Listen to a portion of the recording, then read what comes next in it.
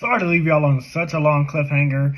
I mean, literally, the Y man shouting why over and over at the top of his lungs was an insane cliffhanger, even for me.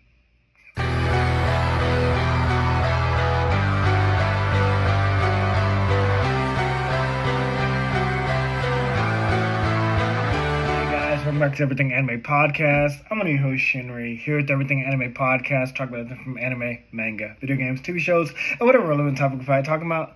Today's video is on Dr. Stone. I think it's just chapter 96. I'm not sure where I stopped in my notes, so we're just going to go through it, and then I'll see if, I'll put the title of the chapters in the title of the video. But yeah, I just want to hop back into Dr. Stone because we haven't talked about Dr. Stone in such a long time.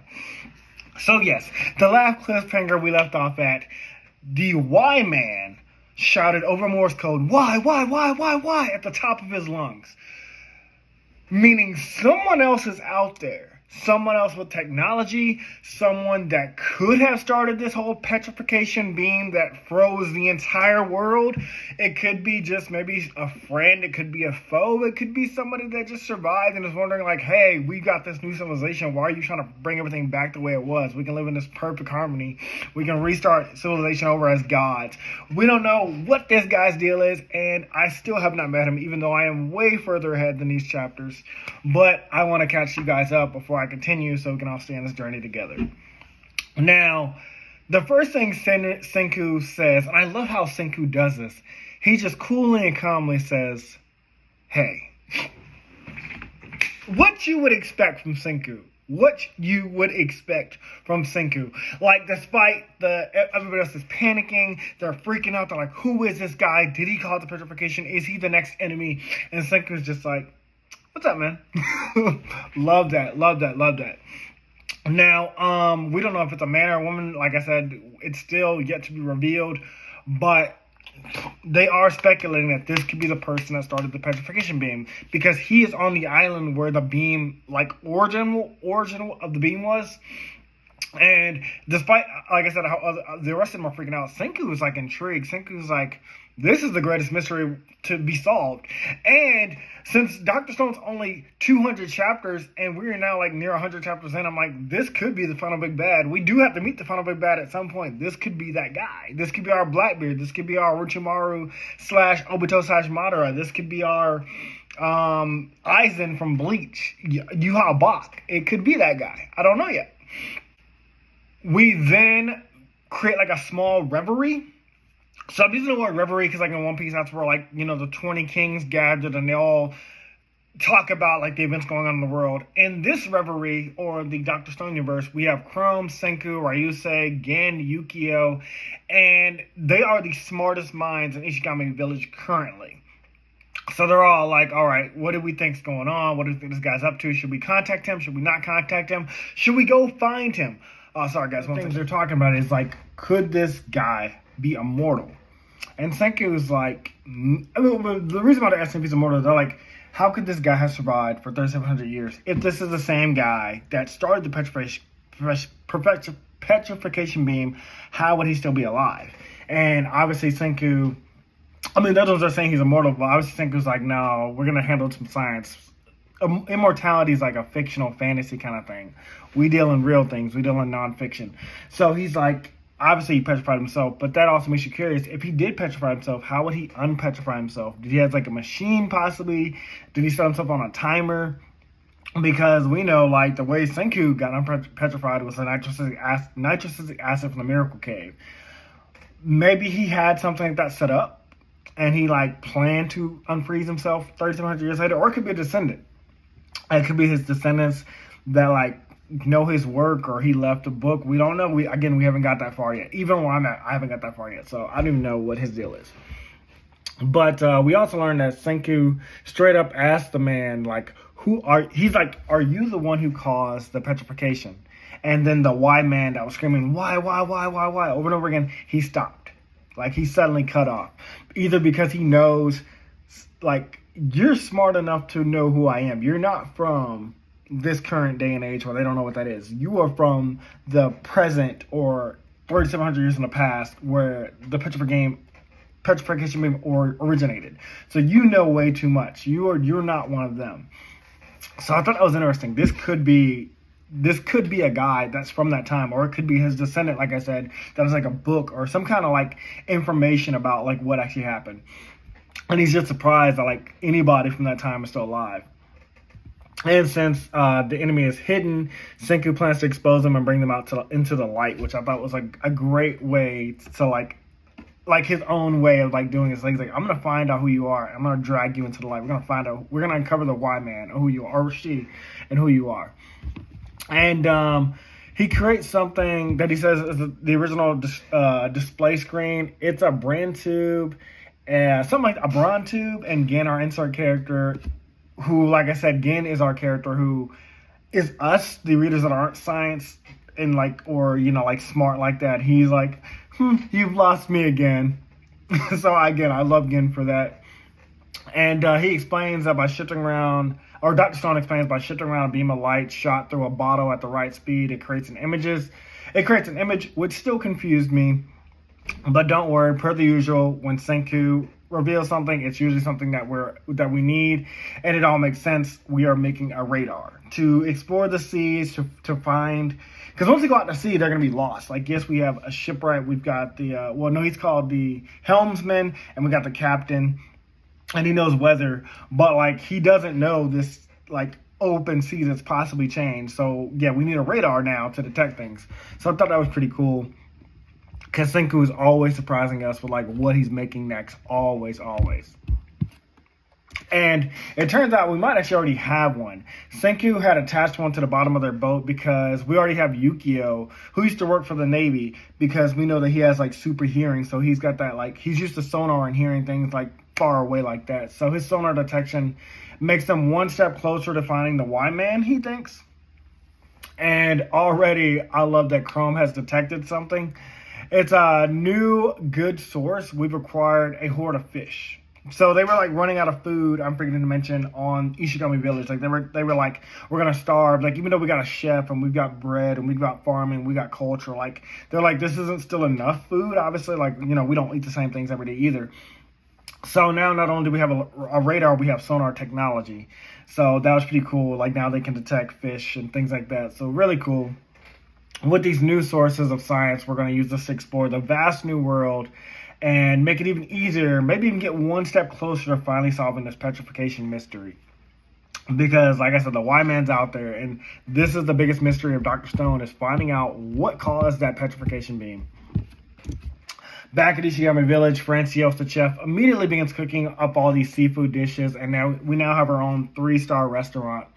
And there's a small gag where the group mentions that the sonar and the radar can see the unseen, and Chrome and Genro, they kind of get all perverted. They're like, yeah, we can send her women's clothes with this. And I was just like, this is what they would think. Of course, well, especially, I'm surprised about Chrome, but Genro, that does not surprise me that Genro is like this, like, pervy sage, like Naruto, like Jiraiya.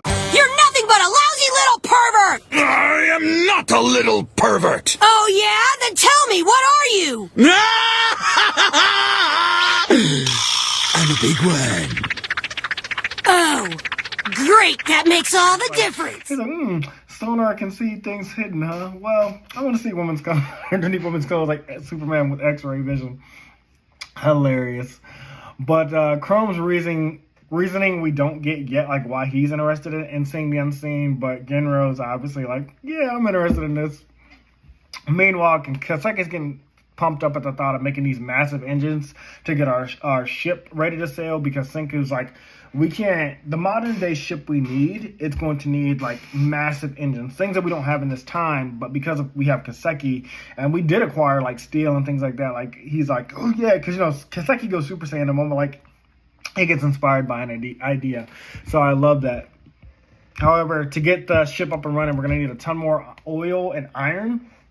And we finally also learn what Chrome is up to, because we needed a ton more iron and oil. He's experimenting with sonar and radar on land to see if he can detect things like in the ground. Kind of like a metal detector, or like, I guess that's like the basic, but like it's an iron detector / like oil detector of some sort. And of course, immediately it does. But with his excitement, he races off without telling anyone what he's up to. Like, so Chrome's just excited because we know Chrome is the guy that, like, you put him out in the field and that's where he's best at. Like, Senku is best in the lab. Chrome is best at, like, I need to be out there. I need to do it myself. That's what Chrome said, like, separates him from Senku. Like, yes, they're both scientists, but the way Chrome goes about things is different than the way Senku goes about things. And he specifically used it on magnetic iron, and he goes back to the cave where Senku and the others first discovered bottling lightning to make electricity. Using his own craftiness, Chrome does manage to find more magnetic iron, and then he shouts from the top of the cave to Ishigami, down to Ishigami Village, unable to contain his excitement, and I love that because, again, Chrome is my favorite character. In Dr. Stone, it is Chrome. I've grown attached to this guy. He's my favorite. I love his excitement, especially like how Senku's blowing his mind, exploring science, which, by the way, I've actually started watching the Dark Stone anime. I'm loving it. I'm not that far, still in season 1, but I think the manga is way better than the anime. That's just my opinion, but I love them both. Now, according to Senku, he met a metal detector, and everyone, and of course, is happy for our boy Chrome. So, as I said, like, basically a metal detector, things like that. And now we've also acquired a mine because of Chrome's metal detector, and we now have an infinite supply of iron, which is great. And I love how sincere Chrome is about it. He's very he's like, yeah, I'm glad I'm able to help the village. I'm glad I'm able to help my friends, because Chrome's not cocky. Like, he's doing this all for the benefit of the village. It's not for himself. He doesn't brag. He doesn't take pride in it. Well, he takes pride, I think, as far as like just being able to like know that I contributed. I love that. Now, if you're wondering how they're going to carry this heavy iron to and from Ishigami Village, well, that also came out of nowhere, because Kaseki already has it covered. We've acquired a minecart, and like the characters, they're just having a blast, like, riding down this thing, like, inside of it. And I thought that was funny, because it gave me, like, Mario Kart, like, I mean, not Mario Kart, Mario Party, when, like, you lose in that one race where you have to, like, press up and down on the control. Anybody play Mario Party, you know what I'm talking about.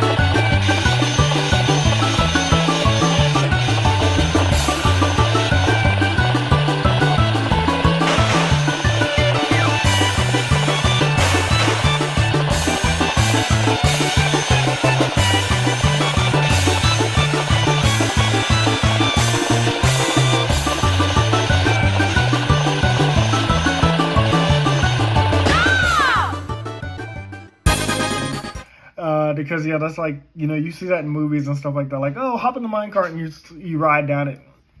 Pretty clever, and I love that. I thought that was really great. Apparently, while everyone was away, though, Haku, Taiju, Nikki, Magma, and Yo already crafted paved roads. I thought that was funny. I was like, how the hell did they come up with this idea out of nowhere? Like, they already was just like, yeah, we built a road. It doesn't go all the way to Ishigami Village. It goes down to like a river. Then they load the iron into the river. Or they load the iron into a boat, and the boat carries it down the river to the Ishigami Village. Still very creative. And but I just love like that, like Dr. Stone. They're like, as I said, it's a fast manga. It's really hard to describe what's happening unless I show you the panels. And I love Gen's reaction to this. And this is even better that it must have been Taiju's idea. Oh yeah, it was Taiju's idea, which is great because that makes me love it even more. That Taiju is the one that came up to build roads and things like that. But they didn't create, like I said, they didn't create paved roads everywhere. It's just specifically down to the river. So it's not like they built roads to like travel to and from all over this land. It's just specifically to this river. So it keeps the world condensed. It keeps the story contained to us in a sense, where like, you know, we're not expanding way too fast. We're not getting back to civilization in like 2 more chapters. We're closer, but we're not there just yet. And meanwhile, Kaseki is doing his best to work on the massive ship. But in his own words, every time he puts up one side, another side falls. And it's not his fault. With our kingdom split into groups to expand production, we've got production with iron. We've got people working on the ship. We got farming. We got mining. You know, we got people working on food, the chef, etc. They now need someone specifically more skilled at building a ship. So Kaseki's feeling down on himself. He's like, I don't have enough hands. It's like putting up a domino. Like you put one domino up and then you try to put the other one and it falls down. It's like, he's like, there's not enough manpower to do this. Like, I'm creative, but I don't know how to build this ship. And so I was like, are they going to revive somebody else that like would help build the ship, like a shipwright? Senku sadly thinks this will be that without the miracle fluid, there's no way to access the shipwright because they're out because who was it? Hyoga and Tamura, I think were their names. They blew up. Hamura was the guy. Hamura was the girl. Hyoga was the guy that worked for, I want to call him Takeshi. I think it was Takashi. Forgetting his name. Again, been a while since I reviewed this manga. But they blew up the miracle cave to cut off Senku from reviving more people. So yeah, we don't have access. Even if we could find a shipwright, we don't have access to miracle fluid to bring him back. We used our last miracle fluid, the one we got from the reporter, to bring back Ryusei, the shipwright, the captain. But Ryusei says no. Ryusei says, we don't need a smaller ship. We are building the ship of our dreams, Senku. We are building this, Kaseki. We got this. Ever since Ryusei was a kid, he never understood the word no. If he was told he couldn't do something, he would just figure out a way to achieve it on his own, even if it took the long route, which I love. We get that from the chef. I forgot her name too, we don't know but there are some hilarious gags said throughout as others in the village are awed that he was this way as a child. Like they were like, this guy said would take no for an answer. I gotta find the Pacific panels because I don't know what my notes are talking about anymore. But yeah, apparently, you could not tell Ryusei no as a kid. He would just figure it out for himself. But we know, even from Senku's backstory, that he and Ryusei are cut from the same cloth. Because even when you told Senku, how something worked, he played around with it. He experimented with things as a kid, which I did love in the manga. I mean, anime. I loved how they showed Senku experimenting on things to, see how they build and how it crafts and how it works together. Very great. So Ryusei was the same way. You couldn't tell Ryusei no. If you told him he couldn't do something, he'd find a way to do it himself. Or if he couldn't afford it, which I don't think he could ever afford it. He was rich as fuck, but he would just find a way to do it. So Ryusei and Senku are cut from the same cloth, basically. And then we learn he dreamed of making a ship with his own two hands and selling it someday. It's really giving One Piece vibes. Not that Luffy built his own ship, but just that how inspired they are to do these things on their own. Luffy wants to become king of the pirates on. He doesn't want a cheat code. He doesn't want no one to tell him how to get there. And Ryusei, I want to build a ship with my own two hands. Yes, I've been a captain, I've been a navigator, I've been a helmsman, but I never built a ship myself. In the end, Senku believes in Ryusei because of his desire and passion. He may not be a shipwright, but modeling the ship and crafting the ship has always been his dream. And Kaseki's as long as you show me a model, I can make a bigger version of it. And so that's where I actually ended this chapter. So I think it must have been just chapter 96. So we're going to end it here. Hey guys, so future chance here. We're going to go ahead and add chapter 99 into here because I made chapter 100 a special chapter review itself. And I don't have many notes for this chapter. So I'm just going to go ahead and combine it. So this will be chapters 96 to 99. Just going to throw this insert in here as the final actual prologue to the video.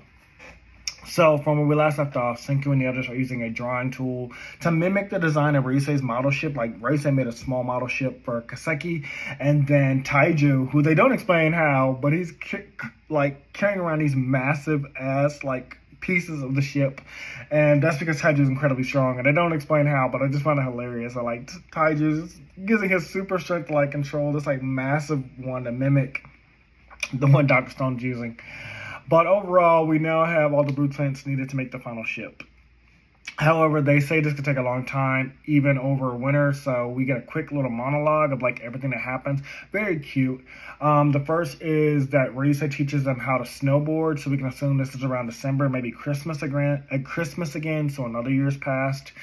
In the same half panel, they're talking about Valentine's Day, and Senku has created chocolate and is sharing it with everyone. Found this very cute because chocolate, remember when Hamura had that taste gasm to cotton candy, so I can imagine them having chocolate for the first time. They're Genro specific is excited to share this with the girls, which of course he is. It's Valentine's Day, and Genro is a ladies' man. He's basically Sanji. Sanji incarnate. Genro is happy to share his chocolate, but I do love that they get that taste because I love chocolate myself. At some point, also Yukio started his own science academy, teaching young kids about science, like Sukiya. Found that very cute, very, very cute, very wholesome. And also the montage of photos. They turn iron into steel. So we're learning a lot of things just through these montage photos. Like everything's happening around the village. We can also assume spring or summer has come again because Yuzu has now designed swimsuits for everyone, and they're all at the beach. Remember, Yuzu made her own like clothing line. Suki is in charge of the ramen shop. Tsukasa, that's his name. Tsukasa's sister was in charge of like, what was it, the cotton candy? Yeah, ramen, cotton candy. Gen's probably in charge of cola. So they built their small businesses. Oh, and then you got the chef who's got her own little 3-star restaurant. So yeah, we building our own little society here. Now, it's also confirmed by Senku that, yes, 1 year has passed and the ship is finally built. And man, does our ship look awesome. I think they called it, what was it, Tartarus? I'll put the title of the ship in the name. But we finally have everything we need to set sail. So this was an amazing chapter, amazing review. I remember this ending because they all stand in front of the ship and they take like a photo. Very cool because we do have a camera. That's what Senku made for the reporter. So all of our things are coming into play, all of our uses and things like that. So I remember being so excited to read chapter 100 because I was like, we're finally setting sail. We're going to get close to the Y-Man. We're going to get clues. We're going to get answers. I have confirmed. I have read up to chapter 112, so we have 12 chapters to catch up with in my notes. But again, I'm going to pause until I catch up my YouTube videos to where I'm at. Just wanted you guys to know that. So yeah, look forward to these videos. I love Dr. Stone. You're going to see my excitement all throughout, especially when you see some of the major reveals that I now know. But anyways, I'll see you guys in tomorrow's video. Talk to you later. Bye. Hey guys, this video was sponsored by me, the author of the Shinry series, the Chronicles of Wayne, and Monsterverse. So I figured I'd do this outro a little bit different by showing you guys what you guys will be checking out.